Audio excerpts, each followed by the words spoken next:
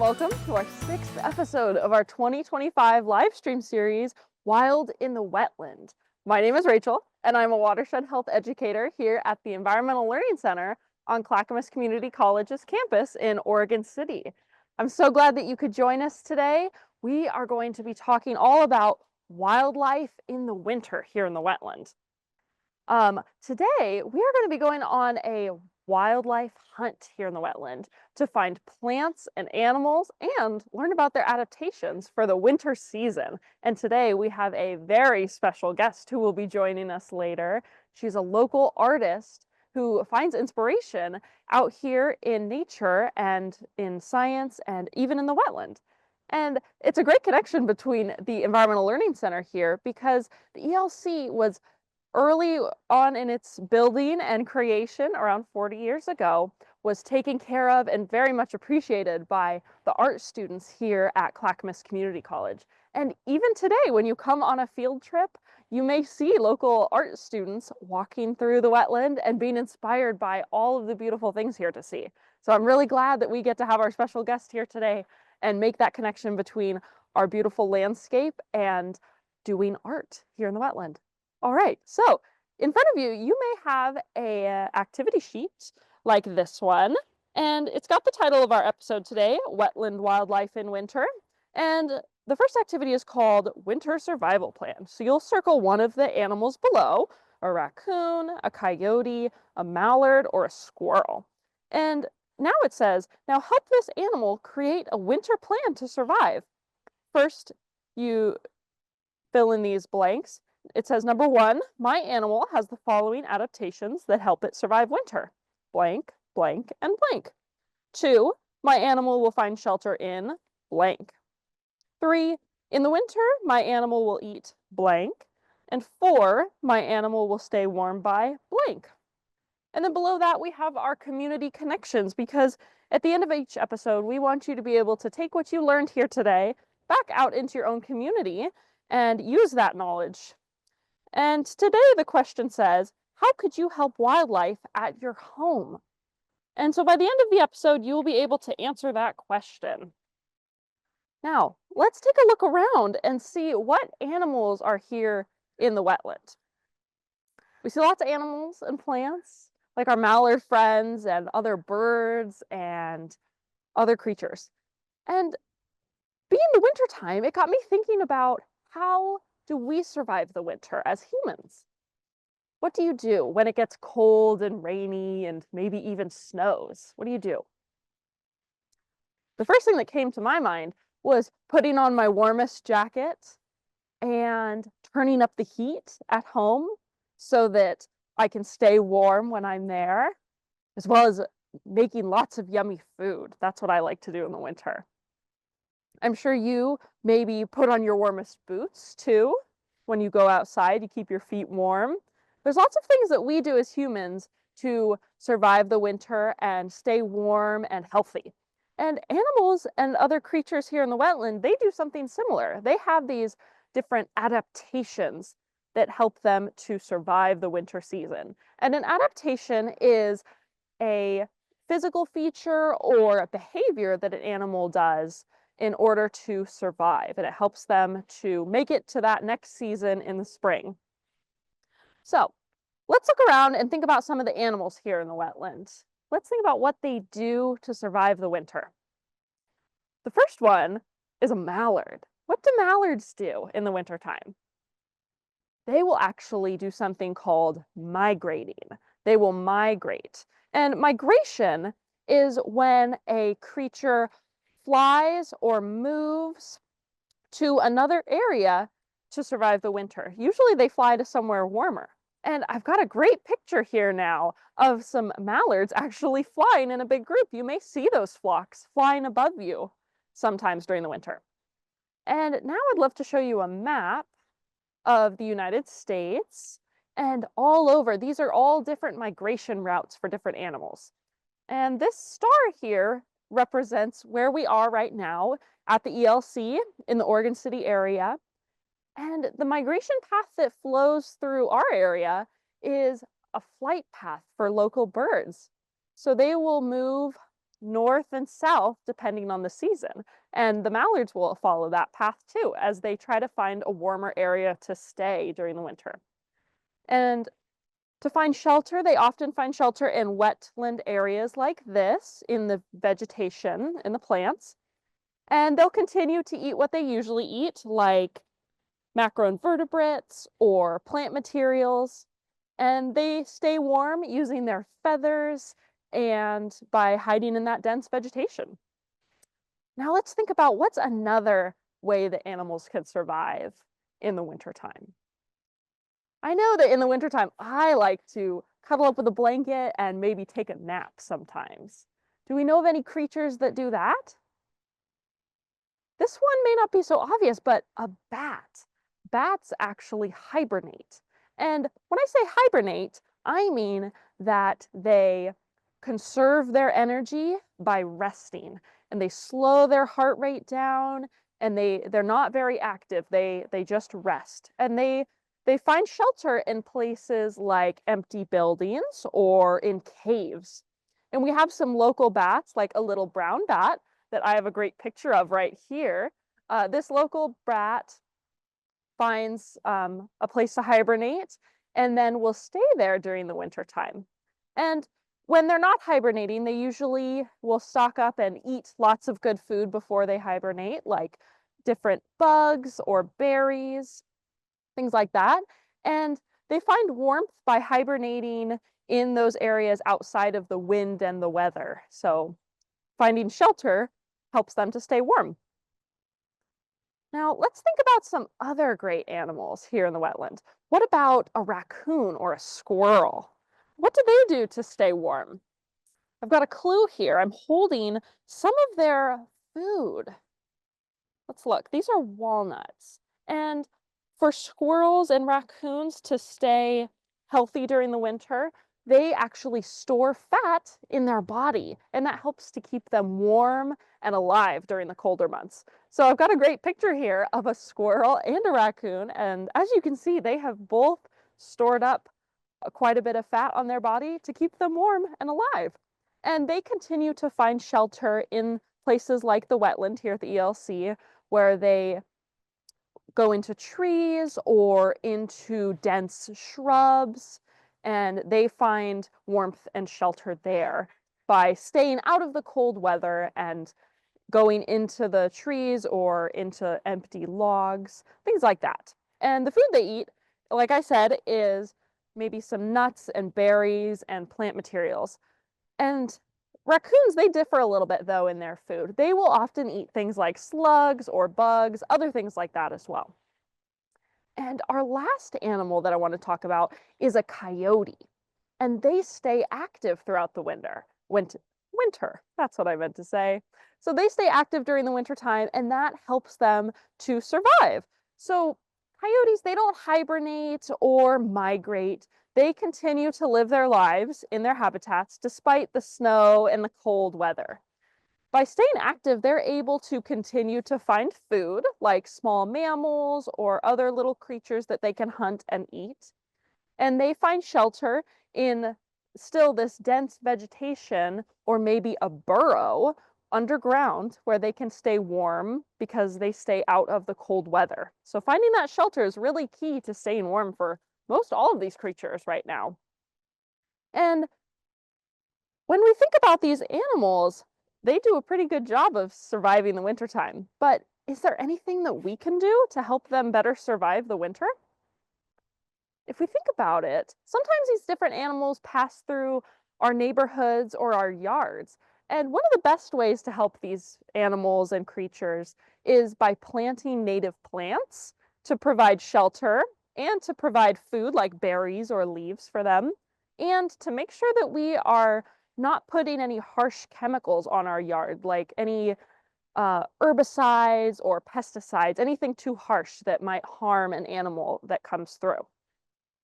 Now, speaking of plants, we've got lots of great plants around me now, but they spend a lot of time in the winter dormant and not very active. They're not growing, and it makes the area kind of look less lively, less green, but That's okay because they need to do that in order to continue to grow up in the spring.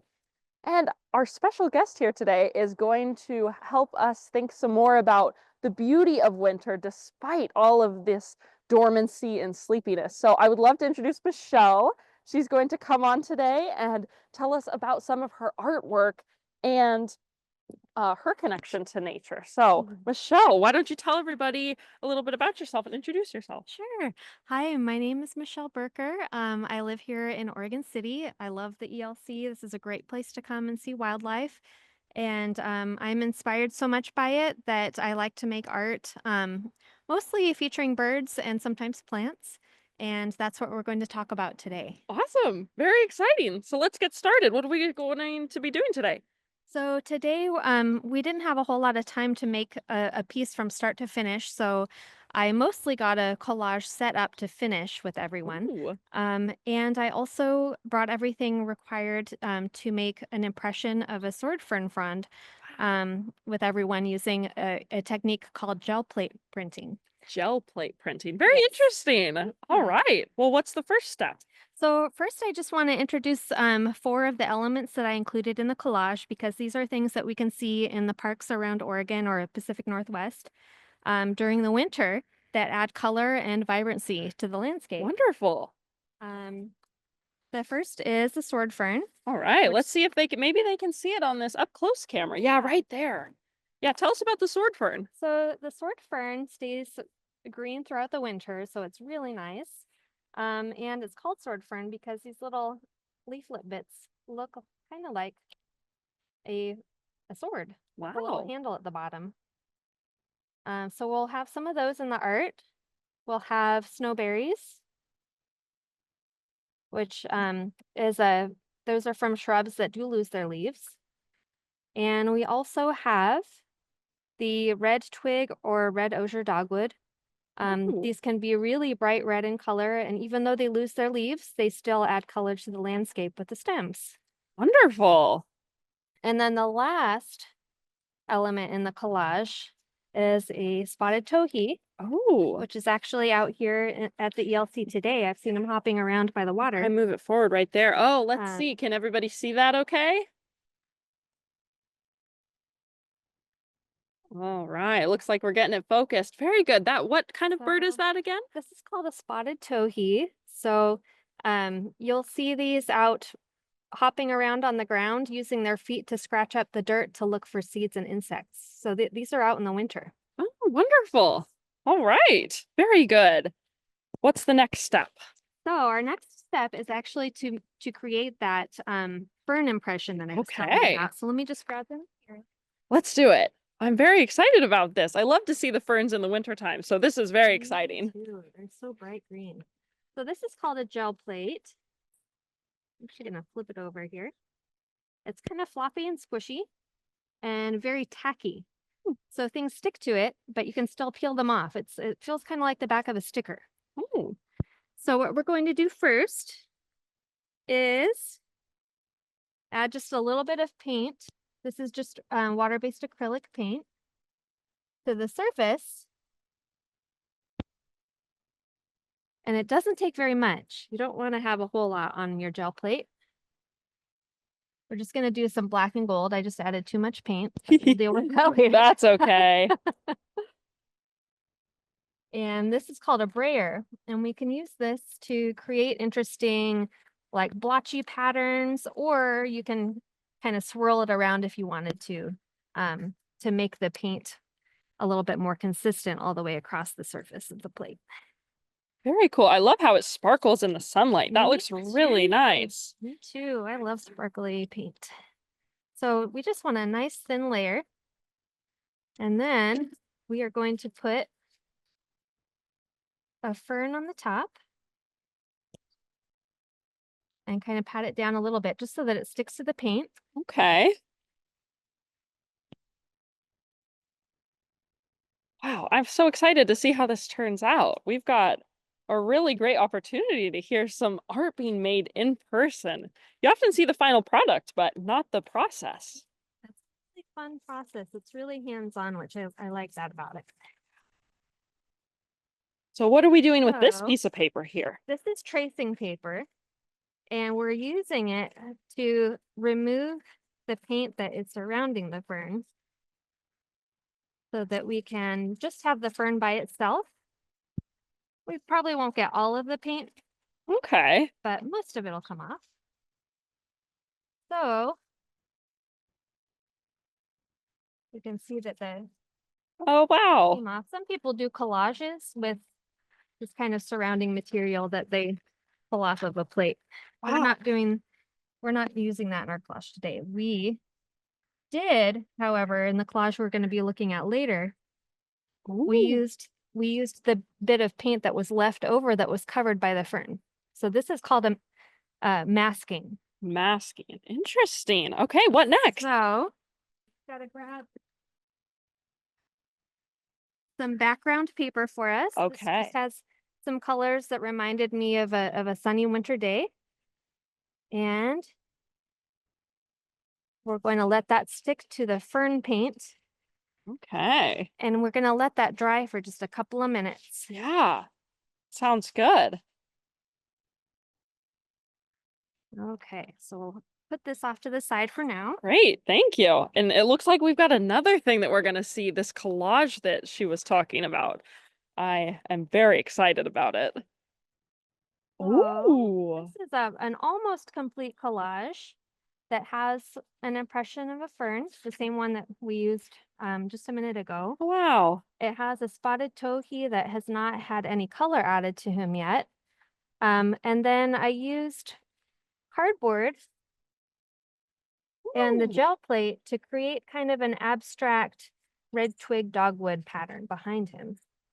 very So, cool. yeah, pretty fun. So I thought what we could do to finish this is add a little bit of color to the towhee, add his red eyes and rufous coloring on his sides, Okay. and then add just a few snowberries, a little cluster. Yeah, let's see. Okay, so here.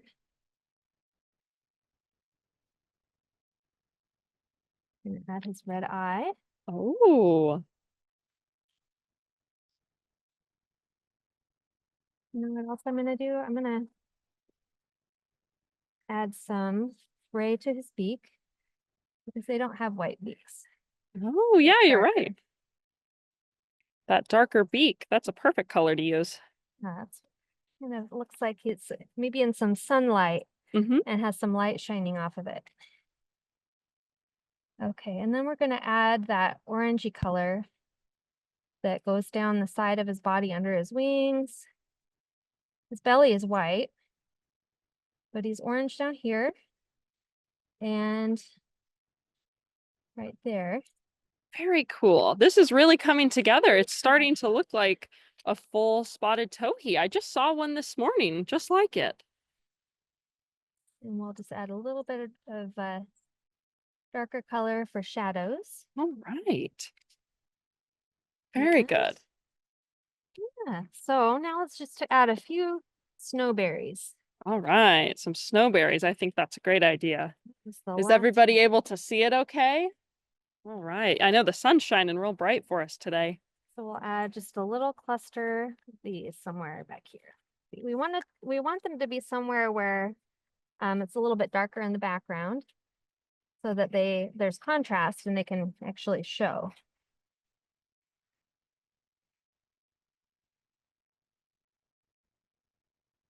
Okay.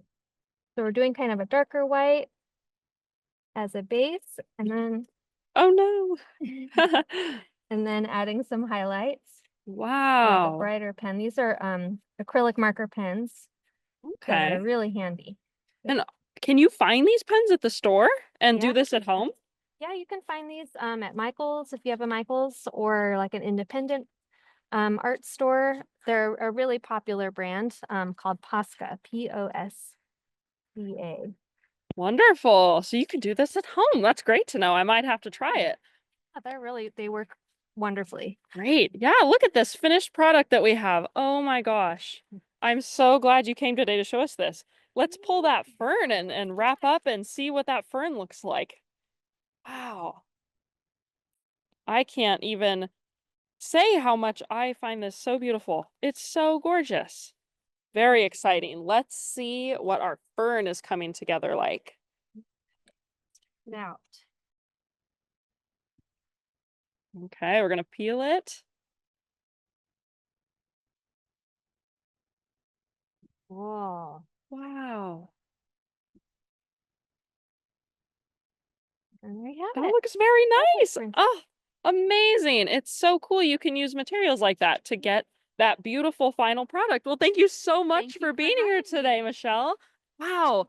I'm so glad that Michelle could come see us today and tell us all about her inspiration in nature and show us her very unique and amazing skills. Thank you so much for coming and joining me today here in the wetland as we learned about winter wildlife here at the ELC. Does anyone have any questions? I would love to answer any of your questions about what we talked about today. No questions from the classes today, but I do have some past questions. Let's answer one of those. So, what birds don't migrate? Thomas asked this in West Lynn. What a great question, Thomas. Thank you for asking. So the birds that don't migrate, those are some of our resident winter birds like the spotted towhee or maybe a dark-eyed junco. So some of these smaller house sparrows or scrub jays, they kind of stick around in the wintertime and they don't migrate. So that's a great question. Thanks for asking. Well, thank you so much for joining us, and I hope you can join us next week when we are going to talk all about the mallards here at the wetland. Oh, there's one of them now. They're telling us all about it. Great. Well, thank you so much for joining, and till next time, stay curious, get outside to explore, and I'll see you around the wetlands. Bye!